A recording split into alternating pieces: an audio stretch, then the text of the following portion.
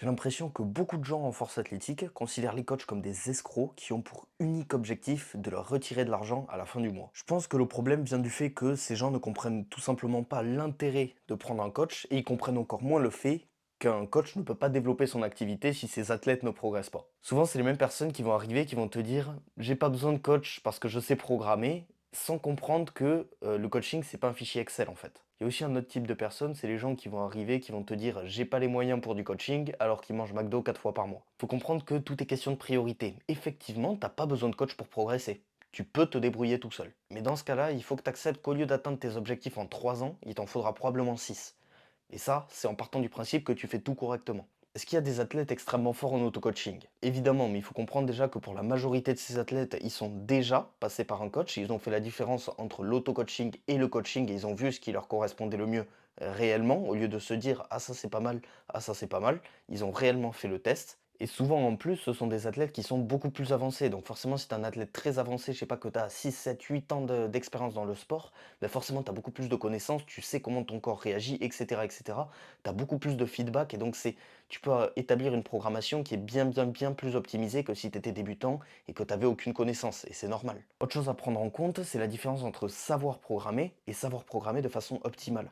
Oui, probablement que tu sais programmer parce que tu as vu quelques vidéos sur YouTube ou quoi que ce soit, mais il faut que tu comprennes qu'un coach, un coach compétent, il va passer des heures tous les jours à se former, à faire les programmations de ses athlètes, à faire sa propre programmation s'il est en auto-coaching ou quoi que ce soit.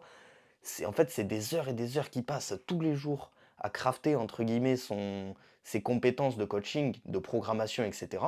Donc forcément, il sera plus compétent que toi et c'est normal parce que tu as probablement un taf et tu peux pas passer 25 ans par jour à travailler tout simplement sur ces compétences-là. C'est logique. Pour te faire une analogie, c'est un petit peu comme si tu avais un problème de voiture, tu te mets à regarder un tuto sur YouTube, tu commandes les pièces et tu fais la réparation toi-même. Je vais pas te mentir, si demain j'ai un problème de voiture, je peux te garantir, je vais chez un mécanicien, un professionnel qui sait faire son travail. C'est aussi simple que ça.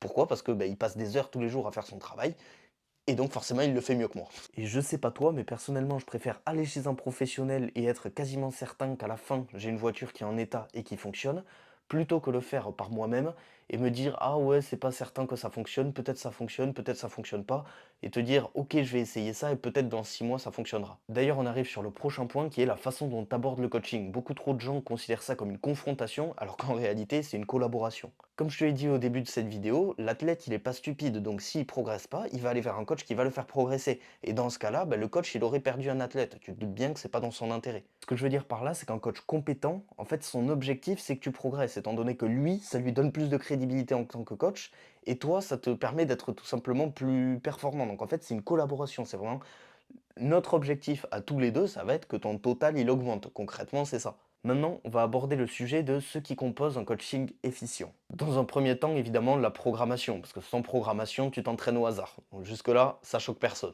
Deuxièmement, l'analyse technique. On est sur un sport de force, donc la technique, elle va jouer un rôle déterminant si tu veux augmenter tes performances sur le court terme et sur le long terme. Troisièmement, un système de tracking pour suivre de façon précise ta récupération. Ça va être tout ce qui est au niveau du sommeil, le nombre de pas, la nutrition, les calories, etc., etc. Enfin, si tu veux faire des compétitions, le coach se doit de te préparer une feuille de match avec les premières, deuxième, troisième barres sur chaque mouvement de manière à ce que tu ne sois pas complètement laissé à toi-même le jour de la compétition. C'est vraiment, on s'entraîne pour la compétition, donc si tu arrives le jour de la compétition sans aucun plan, tu te doutes que c'est pas optimal. Pour moi, ces 4 points-là, ils sont absolument pas négociables et c'est d'ailleurs la raison pour laquelle je les ai intégrés dans mon propre coaching. Je terminerai cette vidéo en te donnant la possibilité de collaborer avec moi afin de prendre en force rapidement. Je te montre à l'écran 2 personnes que j'ai pu aider grâce à ce suivi.